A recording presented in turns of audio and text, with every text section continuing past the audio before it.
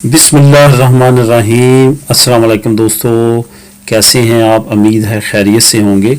दोस्तों, जैसे कि आप जानते हैं कि यूके में बहुत ज़्यादा प्रेशर है यूरोपीय यूनियन की तरफ से, ईयू सेटलमेंट प्रोग्राम में रजिस्ट्रेशन की तरफ से। अंदाज़ा करें कि वहाँ पे इतनी ज़्यादा तादाद हो चुकी है जो कि रजिस्टर्ड हुए हैं ईयू सेटलमेंट प्रोग्राम में कि वो किसी भी यूरोपियन मुल्क की, जो नॉर्मली यूरोपीय मुल्क है, उसकी टोटल आबादी के बराबर है। ये आपको बताता चलूँ कि फिनलैंड की आबादी टोटल 5.5 मिलियन है, डेनमार्क की आबादी 4.5 मिलियन है, ठीक है।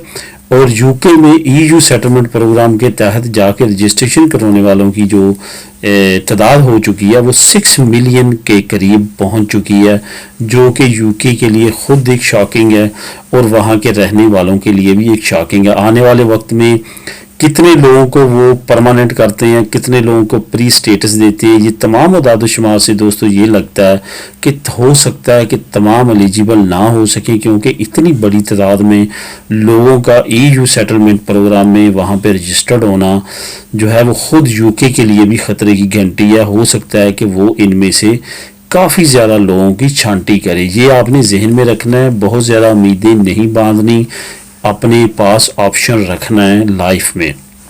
दूसरी तरफ इस वीडियो में मैं जो बात कर रहा हूँ वो ये आई है सामने बेनिफिट्स के हिसाब से, जो वहाँ पे दोस्त रहते हैं उन्होंने शेयर की है कि इनकी तरफ से ये लॉ आ चुका है कि जिन लोगों की 1 साल के अंदर, जैसे कि मैंने बताया था कि ईयू सेटलमेंट प्रोग्राम के तहत उन्होंने कहा है कि हम पहले साल जो है वो इनको बेनिफिट नहीं देंगे, लेकिन उसके बाद मैंने एक और न्यूज़ शेयर की थी जिसमें कोर्ट का फैसला था, हाई कोर्ट का फैसला था कि इन तमाम को एक ही तरह की ट्रीटमेंट दे, ख्वाह वो ब्रिटिश नेशनल हो या यूरोपियन नेशनल हो, तमाम के लिए एक ही कानून रखे, जिस पे इम्प्लीमेंट करते हुए जो है अब लेबर एंड पेंशन डिपार्टमेंट जो है यूके का, उसको ये करना पड़ेगा कि तमाम को बेनिफिट दे। पहले साल वाला वो कानून जो है वो वक्ती तौर पर मुअत्तल हो चुका है, लेकिन दूसरी तरफ लेबर एंड पेंशन डिपार्टमेंट ने यह भी कहा है कि हम इस फैसले के खिलाफ अपील में जाएंगे सुप्रीम कोर्ट में।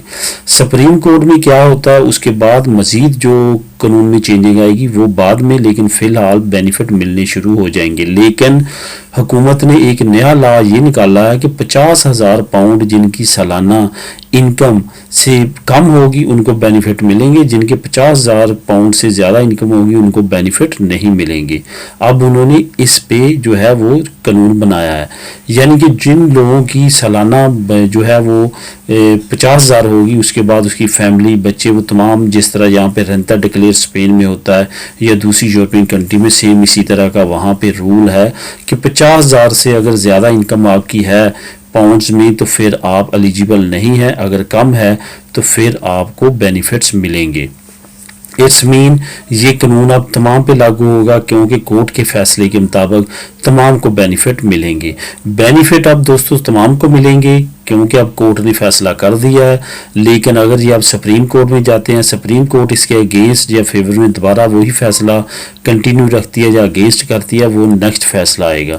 लेकिन जिस लॉ में ह्यूमन राइट्स इन्वॉल्व होते हैं, अमूमन कोर्ट्स जो हैं उसी की पासदारी करती हैं। उम्मीद यही है कि बेनिफिट्स सबको मिलते रहेंगे, लेकिन साल के बाद ये चीज़ देखने के बाद कि इसी 50,000 से कम है या ज़्यादा है, फिर उनको बेनिफिट्स मिलने स्टार्ट होंगे।